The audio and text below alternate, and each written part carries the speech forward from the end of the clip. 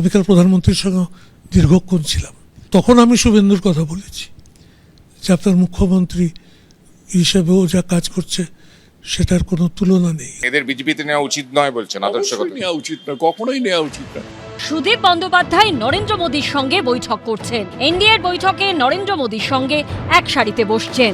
মুখ্যমন্ত্রী শুভেন্দু অধিকারীর সঙ্গে বৈঠক করছেন এনসিপিআই সাংসদরা। বিদ্রোহী তৃণমূল সাংসদদের সঙ্গে বিজেপি নেতৃত্বের কার্যত মিলে সুর মেরা তুমহারা।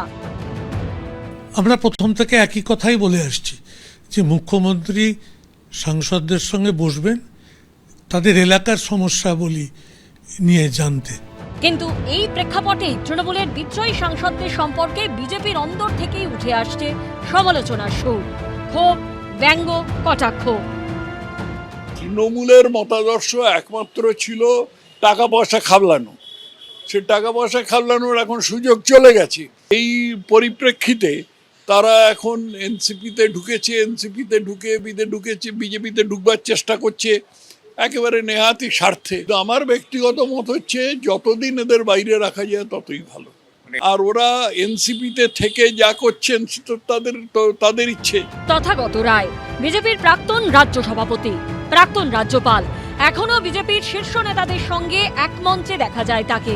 সেই তার গলাতেই বিদ্রোহী তৃণমূল সাংসদদের নিয়ে ক্ষোভের সুর। আদর্শগত দিক থেকে তো এদের সঙ্গে বিজেপির কোনো নৈকট্য থাকতে পারে না, কোনো নৈকট্য থাকতে পারে না।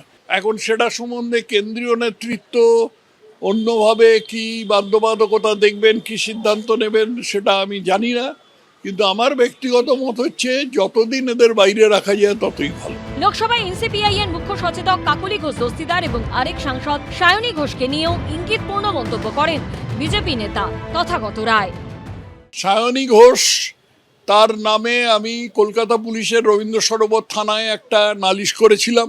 সেই নালিশের কি গতি হয়েছে আমি জানি না, কিন্তু তারপরেই দেখলাম সায়নী ঘোষ এমপি হয়ে গেল। আমাদের দল থেকে নিশ্চয়ই নয়, তৃণমূল থেকে হয়েছিল। কাকলি ঘোষ খুব ভালো রান্না করেন, এটুকু আমি বলতে পারি। যদিও এই নিয়ে এই দুই এনসিপিআই সাংসদের কোনো প্রতিক্রিয়া এখনো মেলেনি। কৃষ্ণেন্দু অধিকারী, বিজেন্দ্র সিংহ ও আশাবুল হোসেনের রিপোর্ট, এবিপি আনন্দ। সোমবার থেকে মঙ্গলবার এই তিনটে ছবিই বলে দিচ্ছে বিদ্রোহী তৃণমূল সাংসদদের সঙ্গে বিজেপির সম্পর্ক এখন গাঢ়। The meeting was very good and fruitful. দেখুন, আমরা অনেকদিন ধরে অপেক্ষায় ছিলাম যে আমরা অনারেবল সিএম এর সাথে একটু বসবো। আমি কালকে প্রধানমন্ত্রীর সঙ্গে প্রায় 40 মিনিট ছিলাম রাত্রিরে, সন্ধ্যে 6:30 থেকে 7:10 পর্যন্ত। নরেন্দ্র মোদী থেকে শুভেন্দু অধিকারী, তৃণমূলের বিদ্রোহী সাংসদরা তাদের সঙ্গে সাক্ষাৎ বৈঠকে উচ্ছ্বসিত, বেজায় খুশি। কিন্তু এনসিপিআই সাংসদরা দিল্লিতে প্রধানমন্ত্রী থেকে মুখ্যমন্ত্রী সবার সঙ্গে দফায় দফায় বৈঠক করলেও এই বৈঠককে কি আদৌ গুরুত্ব দিচ্ছেন পশ্চিমবঙ্গ বিজেপির আদি নেতা কিংবা মন্ত্রীরা? আমি সত্যি বলতে কি আমি খুব একটা ইন্টারেস্টেড নয়, মানে কে ঢুকছে, কে বেরোচ্ছে, কে যাচ্ছে, কে বৈঠক করছে, কে কোথায় যাচ্ছে, কে অন্য দলে যাবে, কে আরেকটা দল ক্রিয়েট করবে, কে আবার নতুন একটা লোগো ডিজাইন করছে। Really we don't have time. যার ভূত নাই তার ভবিষ্যৎ কি? এইসব বৈঠক মিটিং রাজনীতি চলতেই থাকে। রেজাল্ট দেখুন কি হয়, এগুলো রোজ পাল্টাবে, কে কার সঙ্গে আছে কার সঙ্গে নাই। গত লোকসভা ভোট কিংবা বিধানসভা ভোটেও যারা ছিলেন যুযুধান পক্ষ, একে অপরের রাজনৈতিক শত্রু, আজ তারা হঠাৎই বন্ধু। বৈঠক করছেন, প্রশংসা করছেন, আচমকাই শত্রু থেকে মিত্র হয়ে গেছেন। রাজনীতিতে সবই সম্ভব, কিন্তু বিধানসভা ভোটে তৃণমূল হারা মাত্র তৃণমূলের সাংসদদের একাংশের হঠাৎ করে বন্ধু হয়ে যাওয়াটা কি আদৌ ভালো চোখে দেখছেন বিজেপির সবাই? অর্ণব মুখোপাধ্যায় ও রঞ্জিত সাউয়ের রিপোর্ট, এবিপি আনন্দ। এবিপি আনন্দ, এগিয়ে থাকে, এগিয়ে রাখে।